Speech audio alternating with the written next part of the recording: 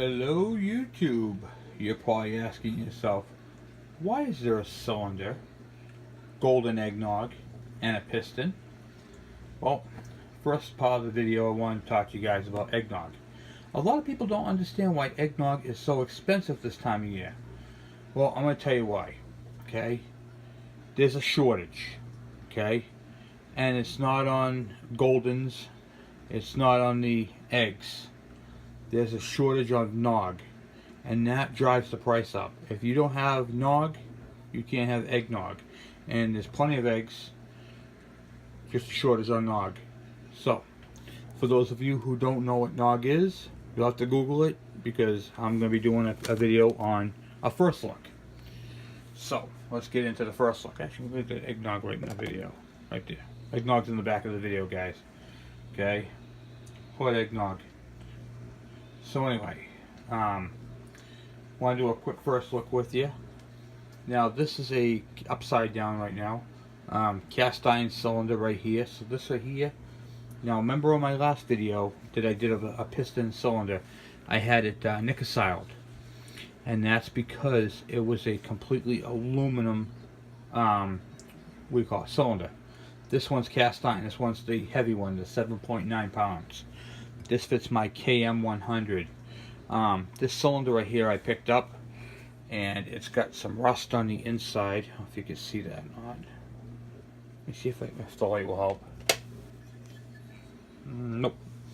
Alright, let me try another source here. Hold on one second. See if I can shine some light on the subject. Yeah, you might be able to see the light. Right there. See the rust? You don't want to put a piston on that. It'll chew up rings. Now, when you see that, that doesn't mean the cylinder's bad. Okay? You just can't use it in its current state. With light rusting, you can use what they call a hone, a cylinder hone. There are different types of those, depending upon what type of cylinder you have. So they have like a ball hone, regular stone hones. We're not going to get into any of that because I always have the machine shop do it, because I have them spec it out. So when I say spec it out, that means they're going to take a measurement and give me all the specifications, write them down on a piece of paper and hand them to me and say, hey, here you go. But I use a machine shop called Del Valve Machine. We call it here in New Hampshire, in Greenville, and he sends cylinders out. He's the one who did my machining on my last one. And whenever you machine these, you have to chamfer the ports. What does that mean? That means you got to deburr them. You got to take the edges off of them. After they're done, then you got to rehone them. So this is going to be bored out 20 over. Here's the piston kit right here. Here's another one right here. It's going to be a .051 cylinder, and this is a 20 over. This fits the Kawasaki KE100s from 1988 to 01, 100 cc's, 74 to 82. Okay, this is going to fit what do you call it there, the KM100. Same piston.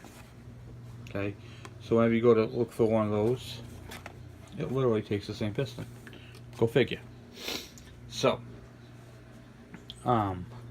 as always, I always show you guys the crown. Remember I told you in the last one I had one piston that says STD on it for standard. Let me see if I have it over here. Right here's the one right here. It says standard STD. Okay. This one does not. But what they did do is they put the model, the part number right on it. So that part number right there coincides with this number right here. And you'd have to be an evil genius to know that right there is 20 over. They used to just write them right on the piston. Sometimes they do, sometimes they don't. So whenever you buy a Wiseco piston, it comes with a cool little black bag that your piston fits into, so it's protected. Really cool, and you can use those for other things, which I do. Here's what it comes with. Right here, Wiseco little bag. right here. I actually use mine and keep my specialty tool in it so it doesn't hurt the threads. But every time I get a piston, it comes with a little black bag. So they come in handy. It comes with decals for the bike, but those aren't in the box. I already got those out. Those are in the other room.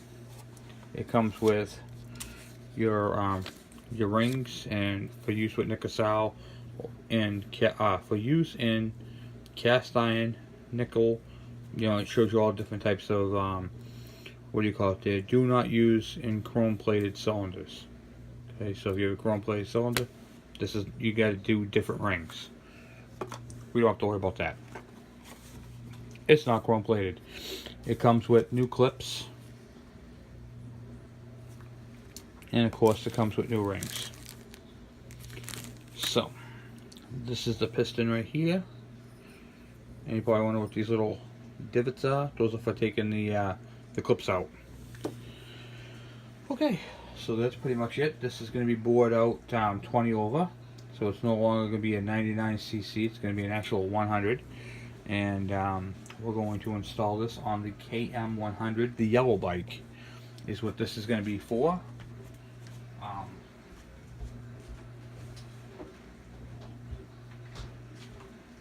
Just to give you guys a first look at it and the condition of the cylinder. And that's really what the problem is. The cylinder right here cannot be used in its current state. So we're going, you could hone it out and pop it on, but I got a brand new 20 over piston, and for the price of boring it, which is 79 bucks, versus, you know, honing it and replacing the rings, I'm gonna be at the same price. So it doesn't make any sense. You know, it's 79 either way to go and do it. So I got the piston in trade, so I got another extra, you know, setup. So, and I told you guys in my other video that I wanted to do my yellow bike like the white bike and get them both to the actual 100s. So should add a little bit of oomph, and because it's going to be 20 over, I am going to rejet a little bit, and I'm going to trick it out a little bit more to get a little bit more top end out of it.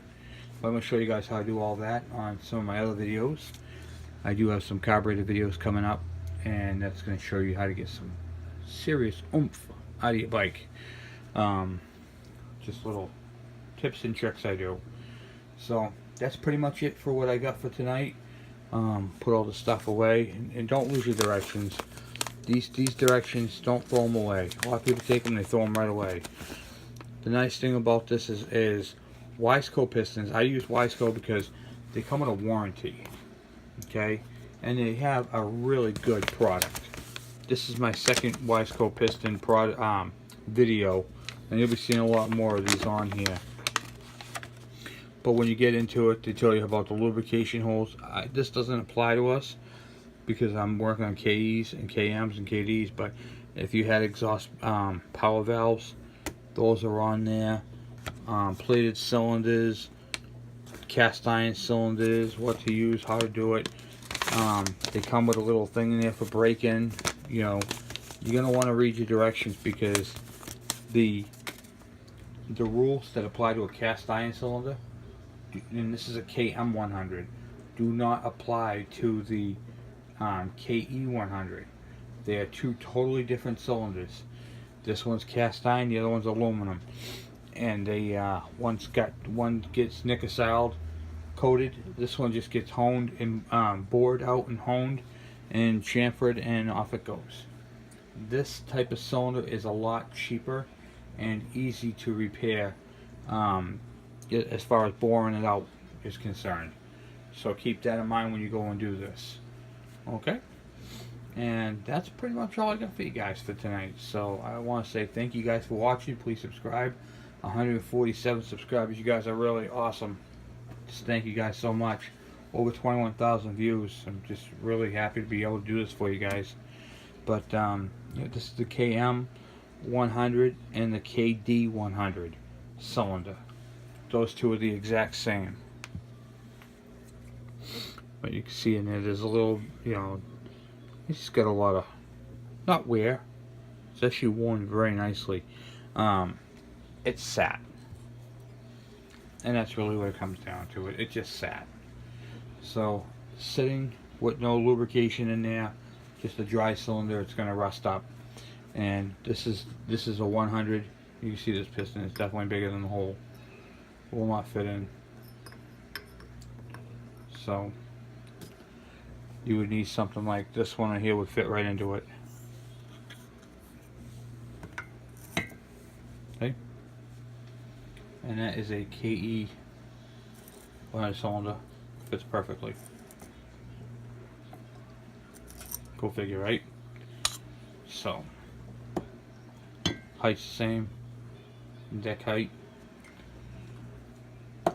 Same bore, same stroke, same piston. So that's pretty much what I have for you guys for tonight. So if you have one of these KMs or the KD100s, the KE100 piston will fit it. Just make sure you use both the Eclipse. You need those in there because the piston pin will come out and destroy your cylinder. And make sure you check your ring gap. What I'll be doing with this is I always take the manual. I have a couple of different ones, but this one right here this one right here covers the KMs and the KDs. So I take the specifications right out of the book. I write them down on the flap on the inside cover. So when I take this right here to the machinist and I hand it to him, he has all the specifications, because a lot of times they don't work on KEs and KEs and KMs all the time, so they're not going to have this stuff readily available. And time is money, so the more time you have with them looking up stuff for you, the longer it's going to take. You know what I mean? So when you do that, write all your information on your top flap cover. And there you go. So that's what he's going to get right there. And then when I get that back, I'll be able to reassemble that. So the only thing I'm going to have to get for this one right here is a top end gasket kit, which basically consists of 3 gaskets. Real cheap too. It's going to have your head gasket. It's going to have the base gasket down bottom, the one that goes down here, and of course the exhaust ring, which is actually still in there, but we'll get a new one because they're crushed gaskets. And the KE100 gasket will not fit that because this is a smaller diameter pipe. So that's pretty much it for me. That's all I have. So thank you guys for watching. Please subscribe. If you have any questions or comments, by all means please send them my way. Thank you for watching. Good night.